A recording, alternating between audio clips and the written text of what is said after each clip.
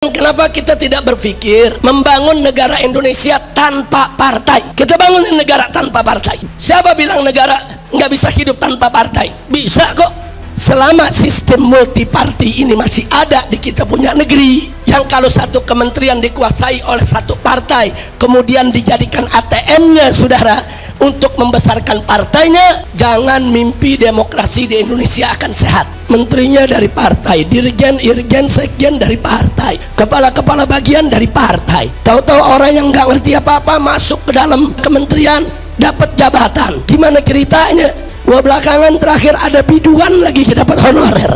Ini apa ceritanya ini negeri saudara? Ada wacana yang saya sampaikan kepada para politisi, juga kepada para pakar politik. Saya bilang, selama sekian tahun saya memperhatikan peta demokrasi dan gerak politik di Indonesia. Saya melihat yang merusak negeri ini adalah sistem partai politik, sehingga sampai pada akhirnya seorang anggota dewan saudara dari salah satu partai besar mengaku, dan itu viral, bahwa untuk membuat satu undang-undang saudara cukup persetujuan ketua umum partai. Artinya kalau di DPR itu katakan ada 9 partai atau 10 partai, cukup 10 orang itu yang ngatur kita punya negeri. Adapun anggota dewan yang mewakili partai masing-masing hanya boleh memutuskan sesuai dengan putusan ketua umumnya. Jadi saudara, kalau itu yang terjadi, ya hancur dong demokrasi kita. Karena sekian ratus anggota dewan tadi nggak ada maknanya, nggak ada manfaatnya, karena kekuasaan hanya ada di tangan ketua umum partai, sehingga para oligarki busuk saudara yang ingin menguasai negeri kita cukup beli 10 orang itu saja.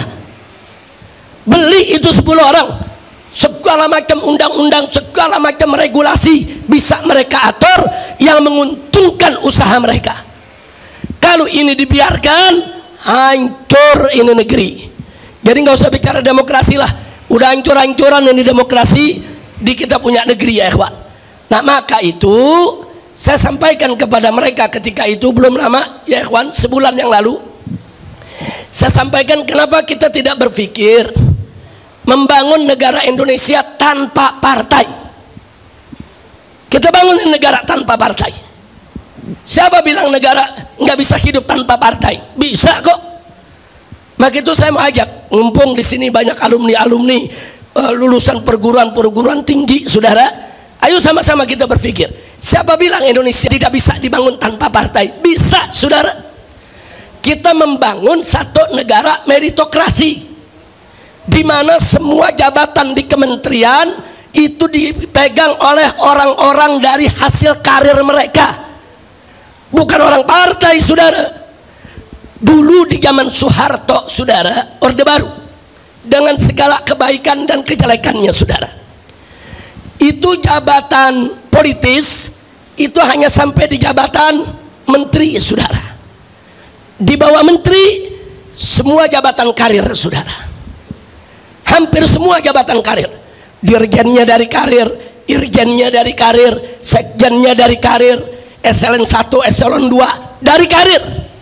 Nggak bisa orang luar tiba-tiba masuk saudara jadi dirjen, nggak bisa kalau bukan bidangnya, kalau bukan keahliannya. Ya di tingkat menteri itu jabatan politik, saudara.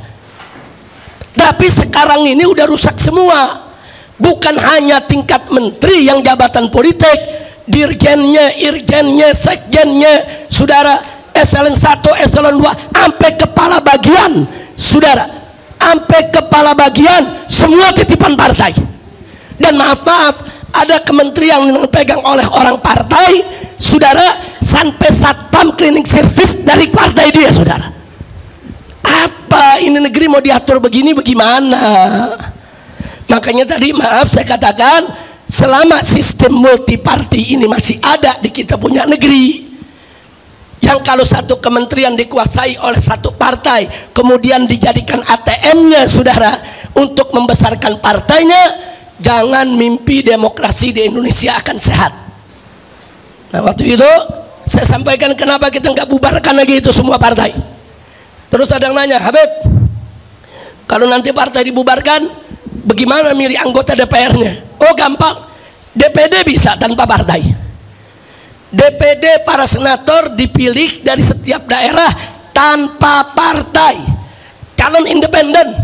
Kalau DPD bisa, DPR juga mesti bisa dong.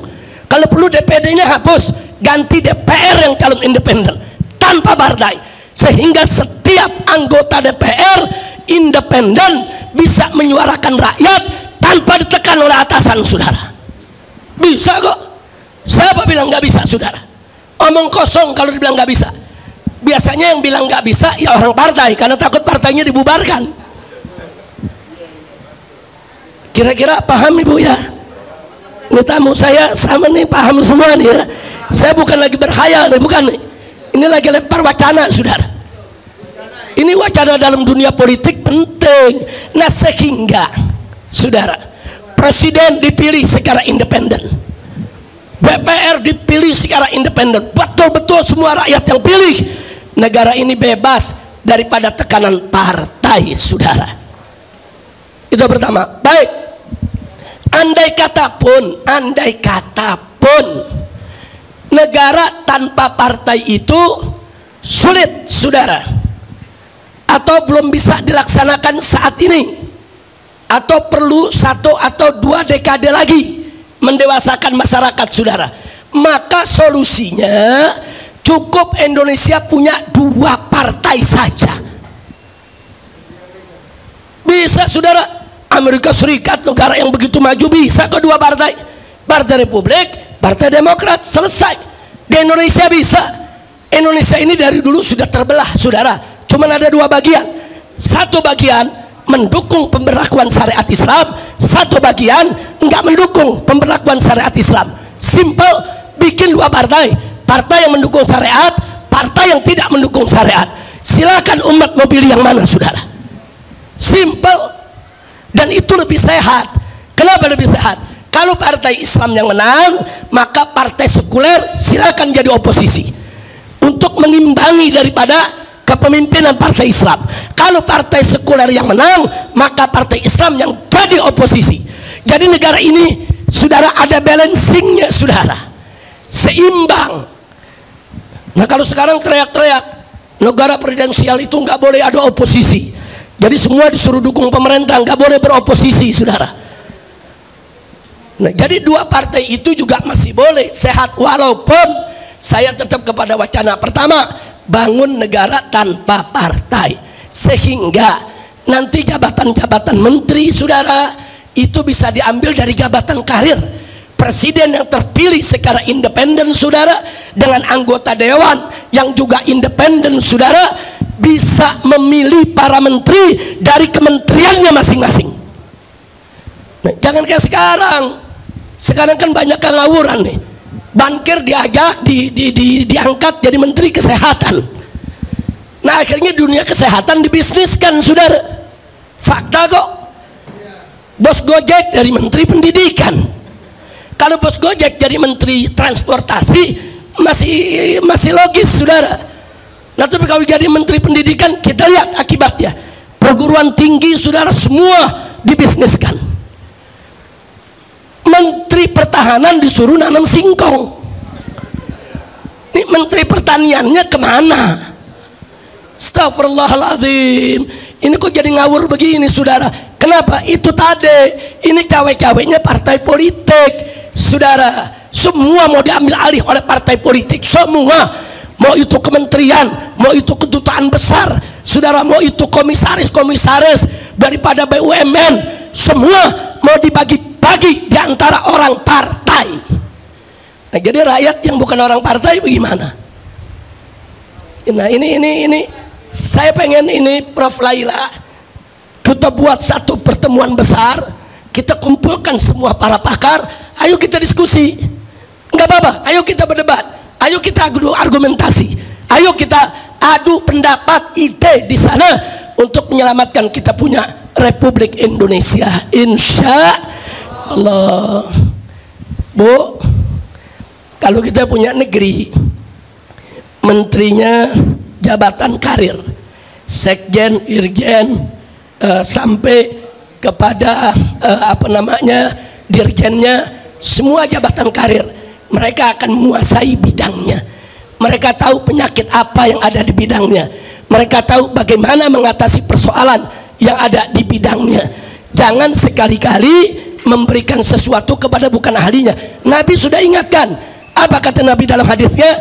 Idza wusidal amru ila ghairi ahli fantadhir sa'ah. Kata Nabi, kalau kau serahkan urusan kepada yang bukan ahlinya, tunggulah datangnya kiamat. Maksudnya datang kehancuran.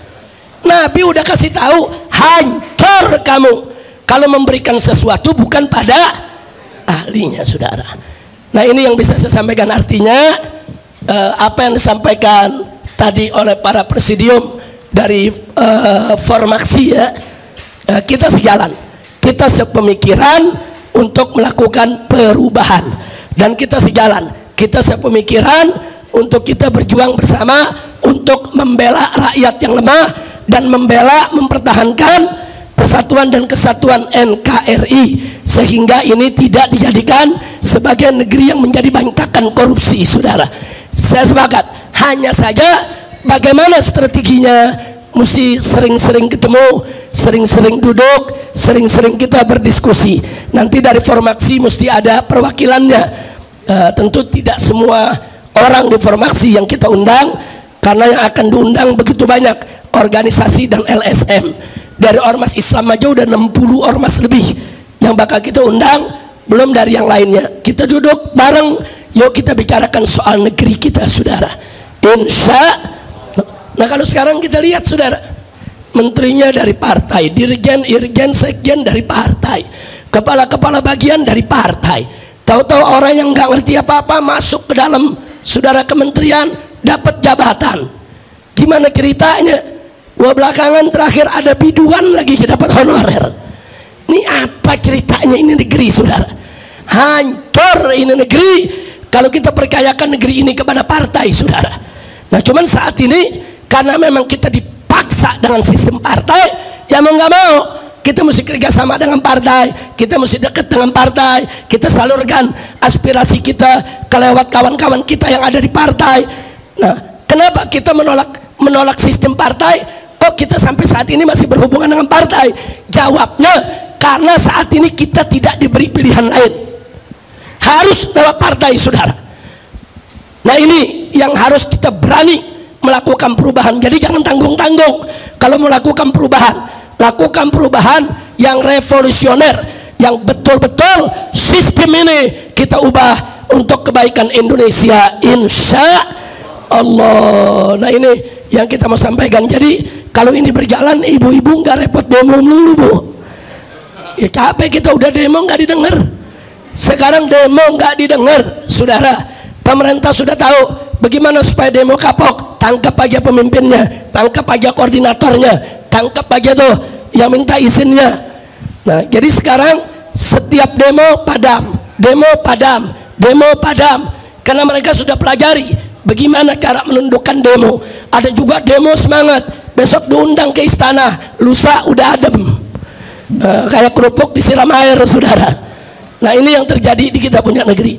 Baiklah, insya Allah ke depan kita akan buat pertemuan, Ibu, dengan para tokoh bangsa kita untuk merumuskan strategi bagaimana menyelamatkan negeri, insya Allah. Dan itu tadi, kita nggak mau ngobatin kayak koreng, obatin sini muncul sini, obatin sini muncul sini, tapi kita pengen satu strategi yang punya formula bisa mengobati semua penyakit yang ada, insya